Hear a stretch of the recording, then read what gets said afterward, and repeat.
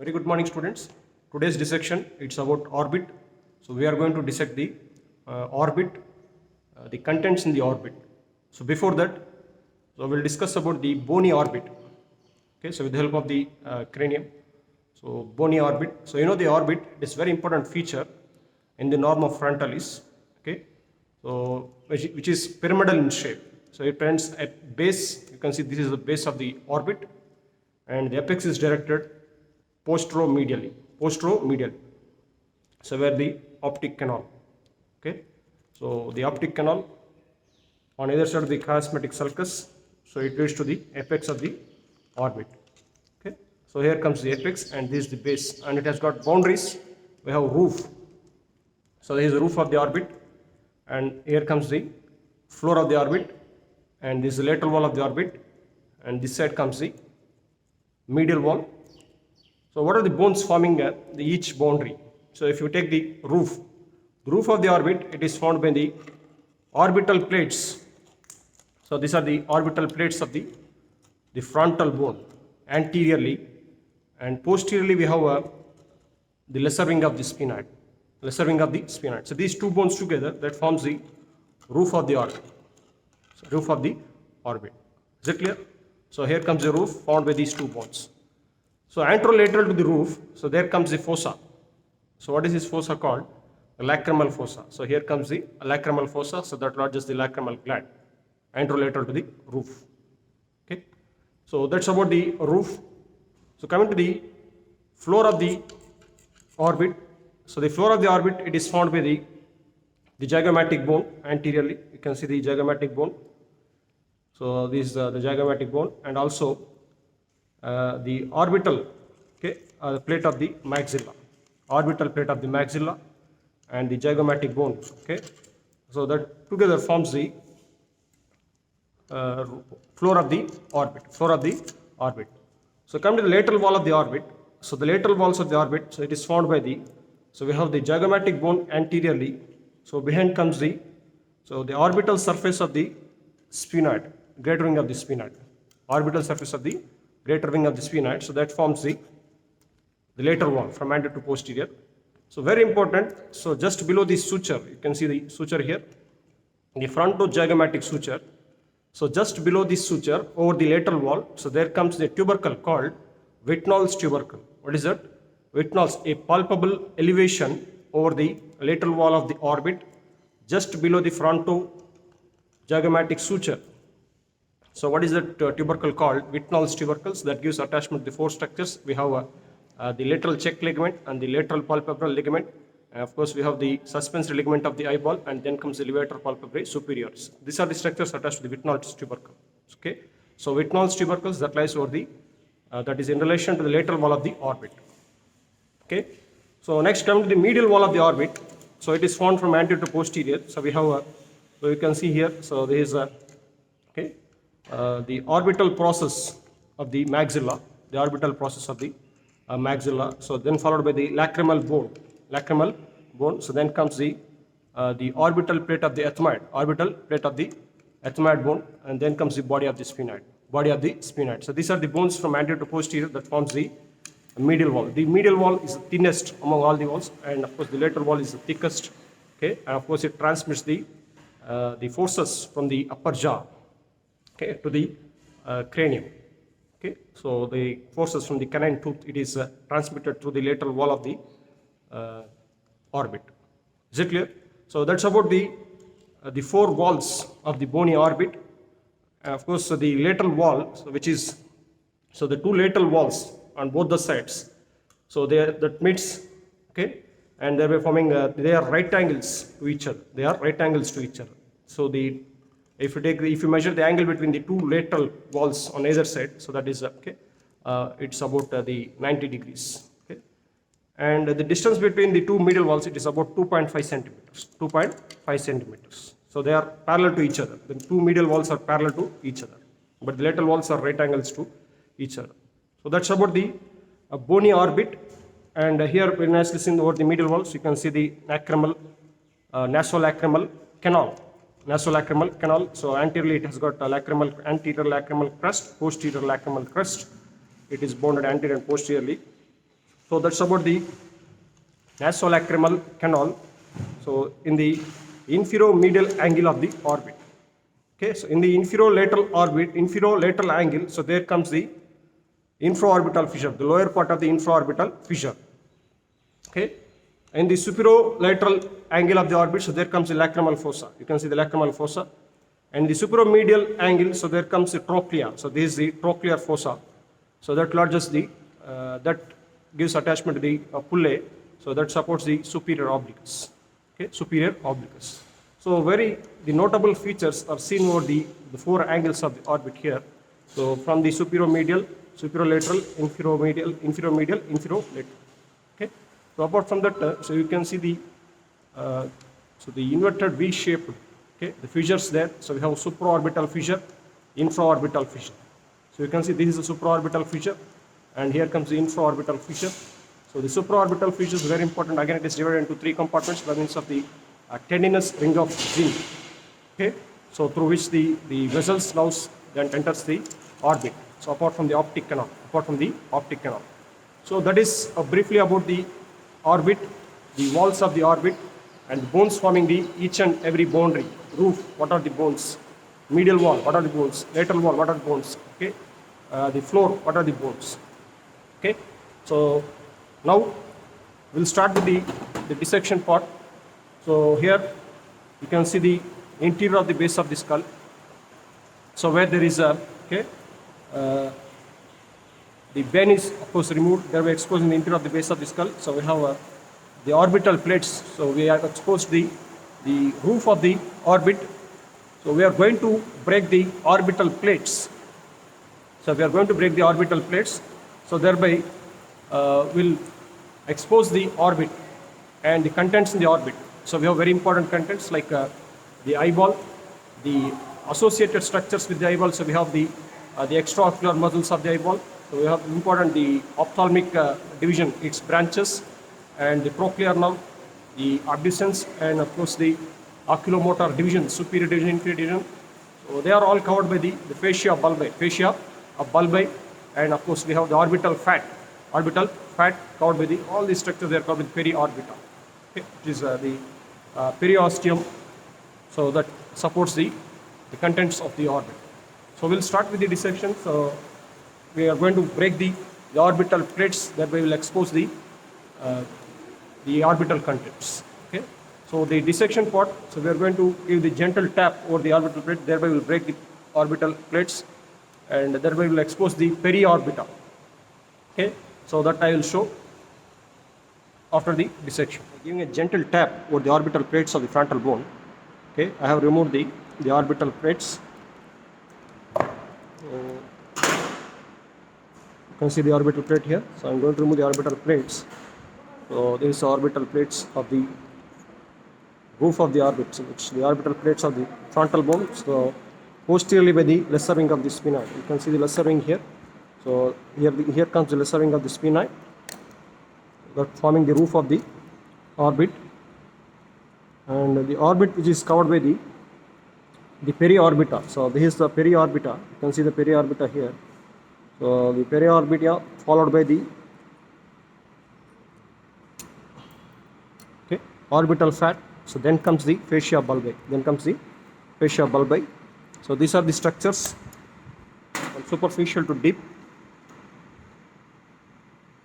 So I am going to remove the roof of the orbit to expose the contents mainly in the orbit. A gentle tap is enough to break the orbital plates. Okay.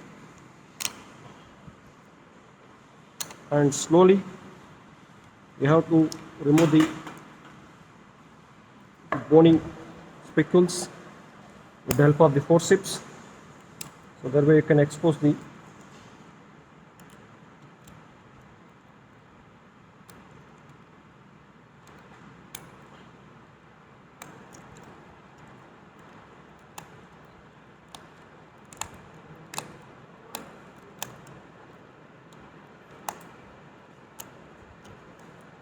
you can see the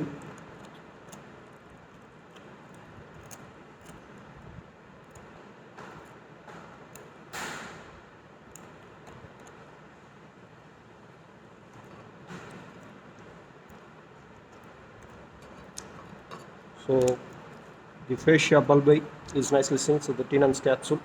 So this is the Tenon's capsule. You can nicely see the Tenon's capsule. So now we are going to reflect the Tenon's capsule. That way we can expose the contents in the orbit. Okay. So I'm going to give the incision here to reflect this.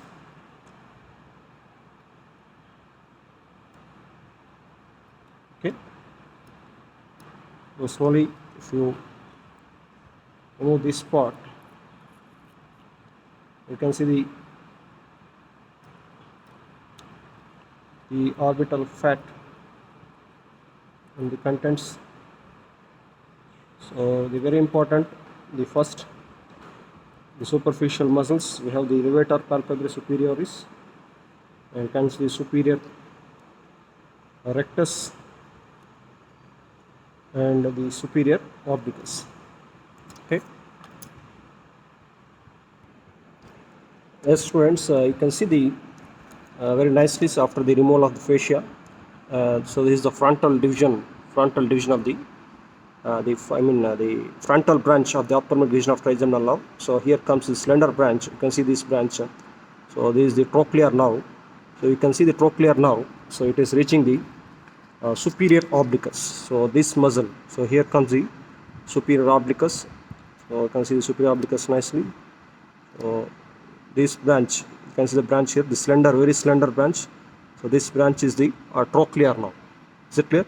So the trochlear nerve, it is reaching the superior obliquus. So here comes the superior obliquus, and we have the levator palpebrae superioris. So what is this muscle? Levator palpebrae superioris. So beneath the levator palpebrae superioris, so we have the superior rectus. Okay. So we are going to reflect the levator palpebrae superioris, so that you can see the deeper structures that lies underneath the levator palpebrae superioris. Okay. So very nicely seen the trochlear nerve. So you can see the trochlear nerve. So this is the trochlear nerve, very slender branch. Okay. So very slender branch. It is going towards the superior obliquus. See this muscle. So this is the superior obliquus. You can see the superior obliquus. So that's about the superficial dissection. So after removing the orbital plate, the periorbita, okay, over the roof of the orbit, we'll continue the dissection. So next to the branches from the ophthalmic division. So I have cut the levator palpebrae superioris. You can see this muscle. So this is the levator palpebrae superioris. So that is followed by the superior rectus. Okay, because the superior rectus and the levator palpebrae superioris, so both the muscles have been cut to expose the deeper structures. Okay, so here very nicely now we can see after removing the fat. Okay, so I have removed the fat from the orbit, so thereby you can see the structures clearly. So this branch, you can see this branch. So this is okay. So what is this branch called? Lacrimal branch of the ophthalmic division. So this is the frontal branch of the ophthalmic division, and very nicely you can see the nasociliary, so which is crossing the optic nerve. So you can see the optic nerve here. So this is optic nerve. See the optic nerve. So the optic nerve is crossed by the nasociliary. So this is the nasociliary, which is going from lateral to medial. So that's about the three branches of the ophthalmic division of the trigeminal nerve in the orbit. Of course, the frontal, that gives the supratrochlear, supraorbital branches, and this gives the infraorbital branches, the nasociliary. So the nasociliary, it is very important. It gives attachment to the ciliary ganglia. So before it crosses the optic nerve, so this area, exactly this area. So the ciliary ganglia, it is sandwiched between the optic nerve and you can see the muscle here. So this is the lateral rectus. You can see the muscle. So this muscle is a lateral rectus. So in between the lateral rectus and the optic nerve, so there is a ganglia attached to the nasociliary nerve. So this is the nasociliary nerve. Okay. So of course the ganglia, it is functionally it is related to the oculomotor nerve, but topographically it is attached to the nasociliary. Okay. So that is the ciliary ganglia, which is important content in the orbit. So apart from these, the branches of ophthalmic division, and you can see the ophthalmic artery here. So it is this is the ophthalmic artery. Okay, so here comes the ophthalmic artery. So this one, see the ophthalmic artery and the nasociliary nerve. Very nicely seen, because this is the trochlear nerve. See the trochlear nerve, it is going. So this is the superior obliquus. Okay, what is this muscle? Superior obliquus. So this is the superior obliquus muscle. So very nicely seen, supplied by the trochlear nerve. Supplied by the trochlear nerve. Okay, and this area. So if you go little deep, so the lateral rectus, which is supplied by the, you can see this is the orbicans nerve. Okay, so what is this? Orbicans. So now the orbicans is nicely seen. So this is the orbicans supplying the lateral rectus. What is this now? Orbicans now, and this is lacrimal branch. So this is different. So this is the lacrimal branch, and this is orbicans now. Okay. Now this is the lacrimal branch of the ophthalmic division. Of course, 3 branches: lacrimal branch, frontal branch, and the nasociliary. So the nasociliary, which is crossing the optic nerve from lateral to medial. So before that, it gives attachment to the ciliary ganglia, which is sandwiched between the lateral rectus muscle. You can see the lateral rectus muscle. So this is the lateral rectus muscle and the optic nerve. So this area, so there comes the ganglia. It is very minimal in size. Of course, very difficult to appreciate the ganglia also. So from the ganglia, so we have the short ciliary nerves. Okay, the short ciliary nerves. So that supplies the sphincter pupillae. So that the last intraocular muscles of the eyeball class. So I have explained you about the pathway from the Edinger-Westphal nucleus, the post-preganglionic fibers. So that relay in the ganglia, the post-ganglionic fibers via short ciliary nerves. Okay, so this area very slender. Okay, branches. The caliber is very thin. Okay, so that is very difficult to appreciate the short ciliary nerves, which are from the ganglia. Okay, so the ganglia, which is attached to the nasociliary. Of course, topographically it is attached to the nasociliary, but functionally it is related to the oculomotor nerve. Okay, hope you understood what is topographical and what is the functional attachment of the ganglia. So you can see here this is the superior division of the oculomotor nerve. So supplying the superior rectus. So this is superior rectus, and of course here comes the levator palpebrae superioris, the first muscle. So followed by the superior rectus, and we have the superior obliquus here. So which you can see nicely the very slender branch. So this is what is this nerve? Trochlear nerve. See the trochlear nerve. The trochlear nerve in relation to the superior obliquus, and here comes the ophthalmic artery. This is frontal, the branch of the ophthalmic division, and so here comes the lacrimal. Okay, so what is this nerve? So this is the lacrimal division of the, lacrimal branch of the ophthalmic division, and the very important branch. So because it gives attachment to the ciliary ganglia. What is it now? So you can see here. So there is a the branch. What is this called? The nasociliary. So it is crossing the optic nerve. See the optic nerve. So all of you try to concentrate on the optic nerve. So crossed by the nasociliary. Is it clear? And here comes the oculomotor, the superior division, the inferior division that lies deep. Okay, deep, and here comes the orbicans. What is this nerve? Orbicans. You can see the orbicans here. So this is the orbicans nerve in relation to the lateral rectus. Okay, so this nerve is orbicans nerve. Okay, see that comes here. So this is the orbicans in relation to the lateral rectus. So this is the lateral rectus muscle. So just above the lateral rectus, we have the lacrimal branch of the ophthalmic division. Okay, so that's about the important nerves, the muscles, and very important content. We have the ciliary ganglia. So that comes exactly close to the apex. It's very important. So close to the apex, where the nasociliary crossing the optic nerve. Okay, and of course in between the optic nerve and the lateral rectus, so there comes the ciliary ganglia. So very important, the peripheral parasympathetic ganglia. Of course we have other 3 ganglia also. The one in the submandibular region, the one comes in the infratemporal fossa, and one it comes in the pterygopalatine fossa. So all these are the 4 peripheral parasympathetic ganglias. Okay, so all these ganglia, of course, they are connected to the divisions of the trigeminal nerve, and okay, but the topographically they are related to the oculomotor. So like ciliary ganglia. So if you take the optic ganglia, it is related to the glossopharyngeal. So if you take the pterygopalatine ganglia, it is related to the facial nerve, and if you take submandibular ganglia, again it is related to the the facial nerve. Okay, so that's about the peripheral parasympathetic ganglia. So one ganglia is that will important content in the orbit.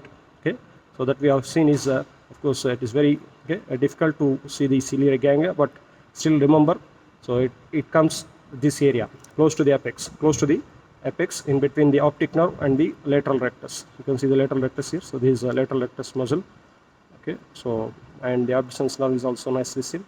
So that's about the orbit dissection. So hope it is clear for you. So go to the textbook, see the diagram, try to understand the structures layer by layer. So the first, so we have exposed the very important the nerve, that is frontal nerve and the trochlear nerve, and later I have shown the lacrimal branch of the ophthalmic division, and the deeply so we have nasociliary crossing the optic nerve. So these are the structures at least. So you can see these three branches, they are from the trigeminal nerve. These three branches, they are from the trigeminal nerve. So there is the fourth cranial nerve, and here comes the superior division of oculomotor. So that lies just below the superior rectus. So there is superior rectus muscle, and there is levator palpebris superioris. And here comes the superior obliquus, and this side comes the lateral rectus. So this area, so we have lateral rectus, and you can see the sclera here. So the sclera of the eyeball is also nicely seen. So the sclera which is pierced by the optic nerve, pierced by the optic nerve. Okay, so that's about. So is it clear? So that's about the dissection of orbit. Okay, so thank you for your the patience listening.